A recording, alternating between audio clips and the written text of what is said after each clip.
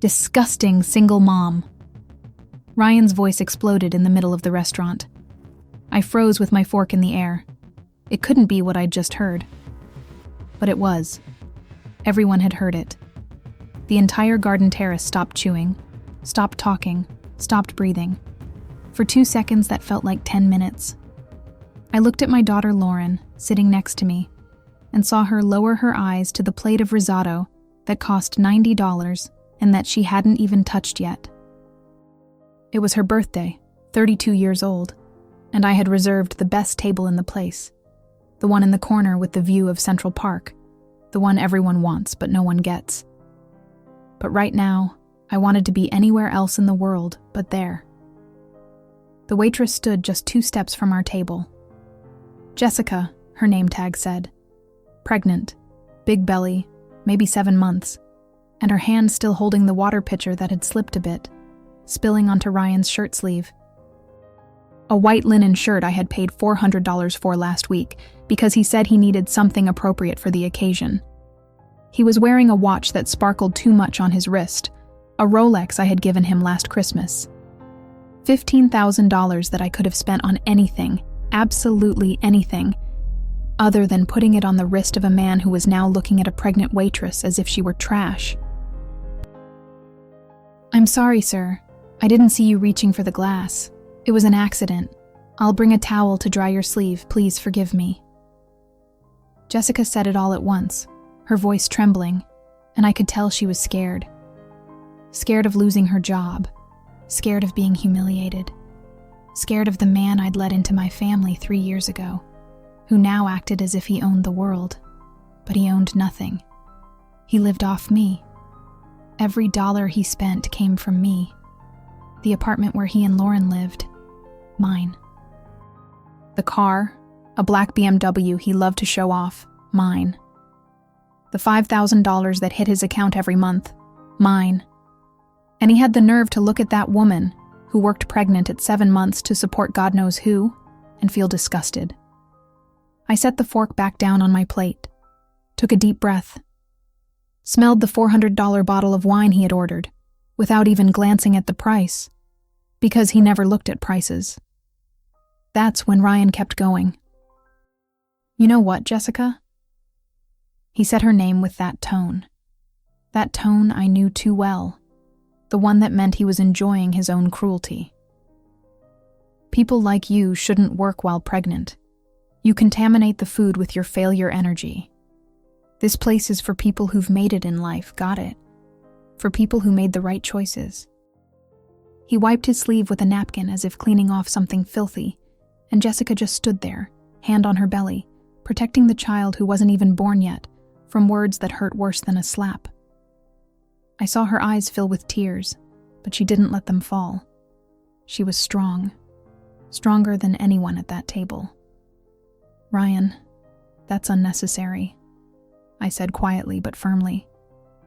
He didn't even look at me, kept wiping, kept making a scene, kept demanding attention. 3 tables around us were already watching. An older couple stopped eating. 2 women in expensive dresses whispered something. Everyone saw, everyone heard, and I felt a shame that wasn't mine, but it burned like it was. "Please, sir, I'll bring you another shirt if you'd like. The restaurant keeps some for emergencies." Jessica tried again, her voice almost disappearing, and Ryan laughed. He laughed loud, threw his head back, and looked at Lauren, waiting for her to laugh too. And you know what my daughter did? She smiled. A nervous, embarrassed smile. But she smiled. And in that moment, I knew I had failed as a mother. I had let my daughter marry a man who turned her into a partner in his cruelty. "Claire, you're from the generation where women put up with everything, huh?" Ryan turned to me now, his smile sharper, more dangerous. "That's why my mother-in-law ended up alone. Husband left, daughter married me, and now she's here, paying for a fancy dinner just to buy a little attention from us." He said it all while looking straight into my eyes, testing how far he could go, testing whether I'd swallow one more insult. And the whole table went silent. Lauren held her breath. Jessica took a step back. And I felt something rise in my chest. Something hot. Something I'd been holding in for 3 years, ever since this man walked into my home and started sucking the life out of everything I'd built. $5,000 a month. Every month, like clockwork, into his account. 3-bedroom apartment in Brooklyn Heights, rent $3,500 under my name. Imported car, 50,000 miles fully paid by me. Health insurance, gym membership, trips, clothes, watches.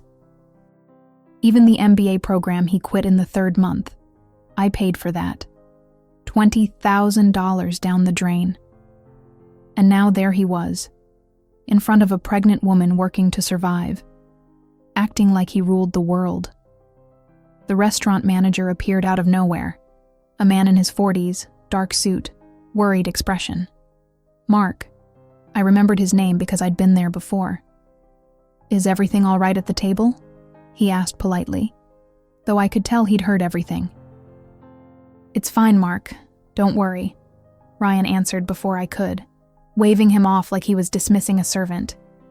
Mark looked at me, waiting for me to say something. I nodded yes to him, but stood up from my chair. I walked over to where Jessica was, still standing, still trembling, and placed a gentle hand on her shoulder. "Are you okay?" I asked softly, just for her to hear, and she nodded too quickly. The kind of nod that says, "Please, let this end."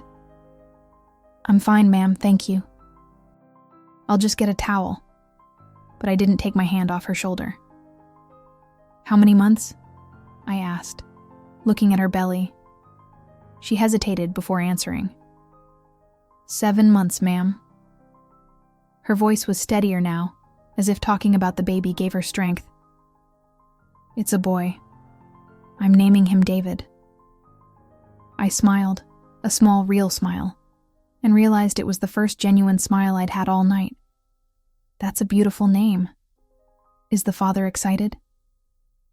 I saw the answer on her face before she spoke. Her eyes looked away, her mouth tightened, and she shook her head. "He disappeared when he found out I was pregnant. Haven't seen him in 5 months." She said it all staring at the floor, and I felt such rage I had to breathe deep again. "Oh, I see," Ryan said loudly from the table, and I didn't need to turn around to know he'd heard everything. Women who make bad choices always expect society to pick up the tab later. Picked a loser? Now deal with it. Simple as that. He was pouring himself more of that $400 wine while preaching about responsibility. Jessica closed her eyes for a second. I could see her fighting not to cry. "I work here and at another restaurant at night, 6 days a week. I don't ask anyone for anything." She said it softly but firmly, looking at me, not him. And I felt proud of that woman I barely knew, but who had more dignity in her pinky than Ryan had in his entire body. I turned slowly back to the table. Looked at Ryan filling his glass to the brim. Looked at Lauren pretending to text, pretending not to hear. Looked at the other tables around us. Everyone's silent now, waiting for the next chapter of that public disgrace. And something clicked inside me.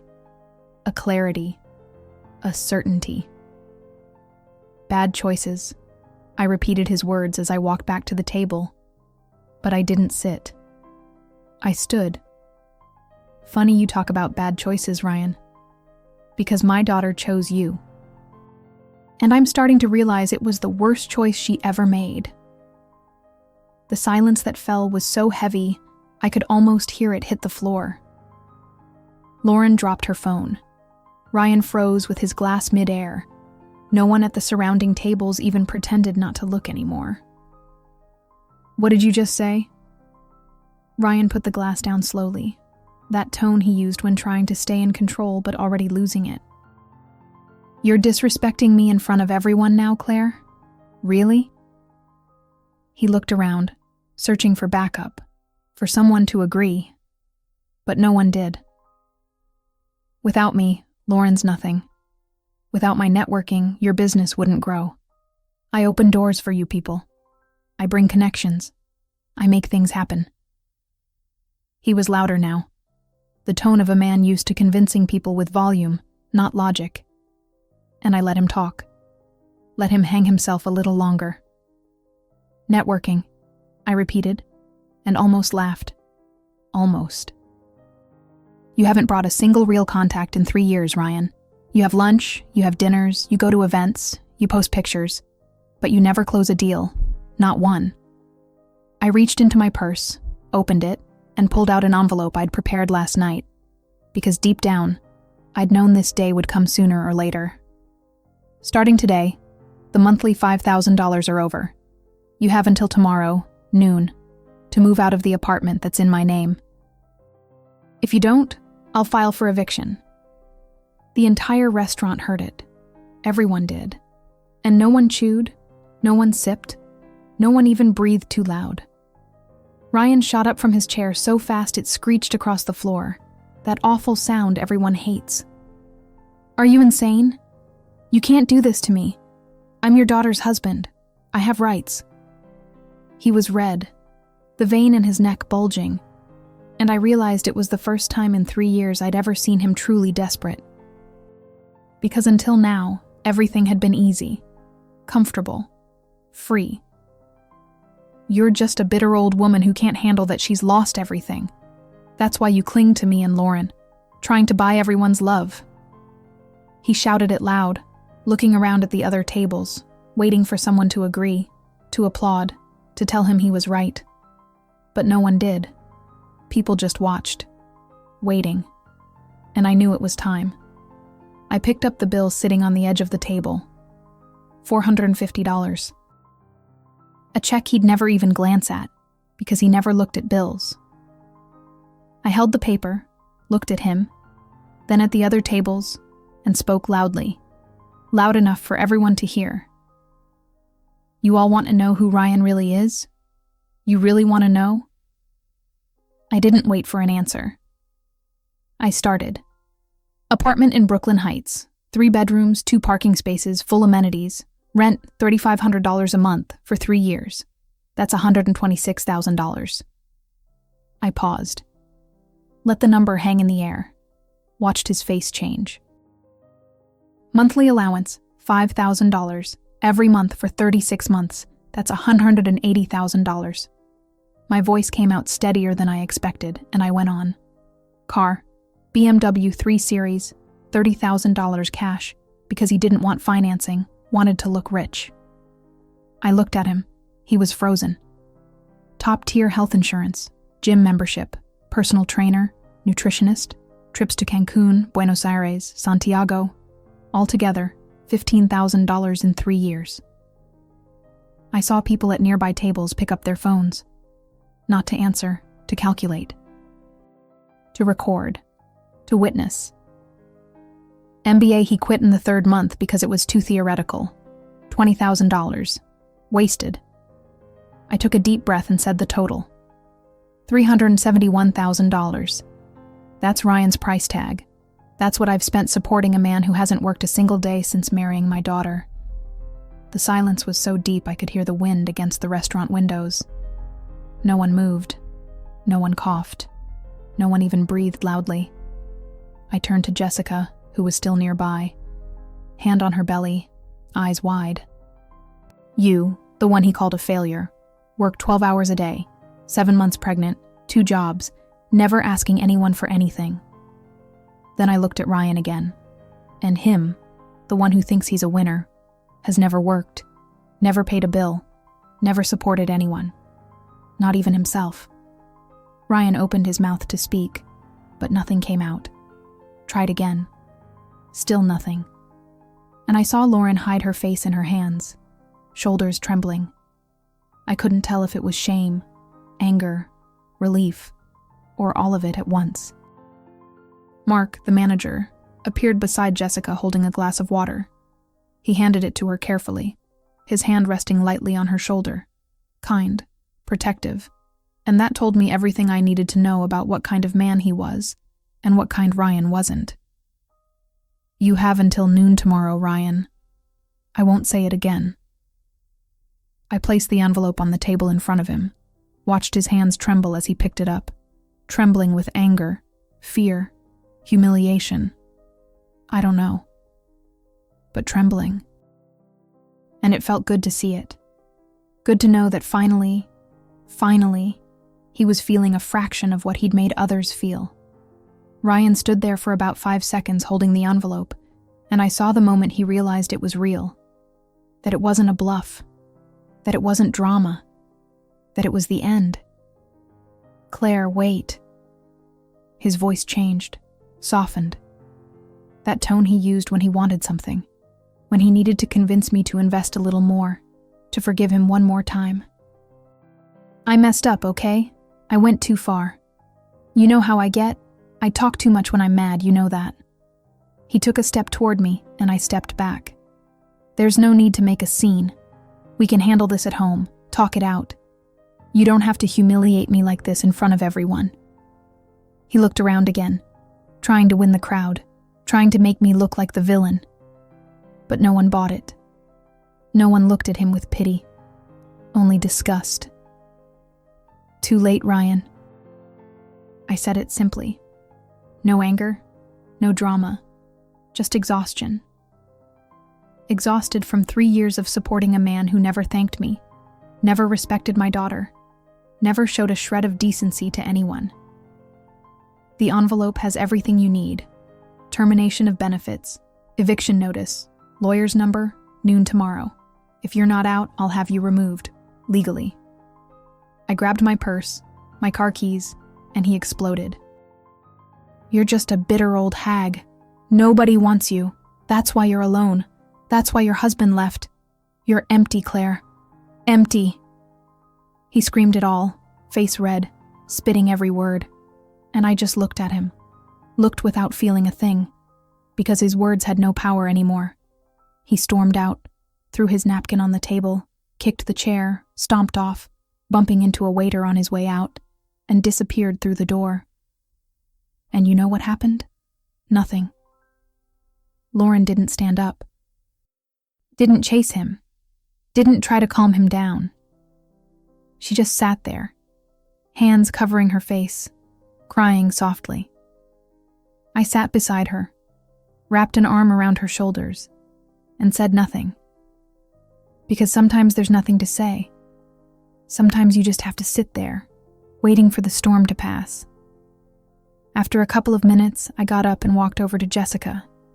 She was still near our table, unsure whether to stay or leave, and I took her hand. Do you need a job? I asked directly. She blinked, confused. Yes, ma'am, badly, but I don't understand. I smiled. I own a consulting firm, administrative department, project assistant, $4,000 a month, child care support, health insurance, flexible hours. Interested? Her eyes filled with tears, but this time they were different. This time, they were tears of relief. Yes, ma'am. I'd love that.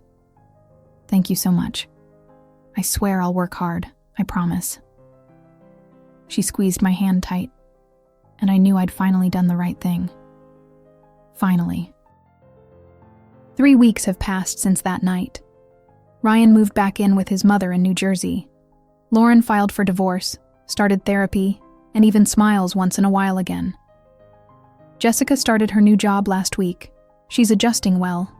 And I became godmother to David, born healthy, 7 pounds, big eyes. I set up a $10,000 fund to support single mothers in the area, in partnership with the Garden Terrace. Mark helped organize everything. And you know what I learned from all this? I learned that people who scream disgusting at others are usually disgusted with themselves, and I'll never again pay to be someone's mirror.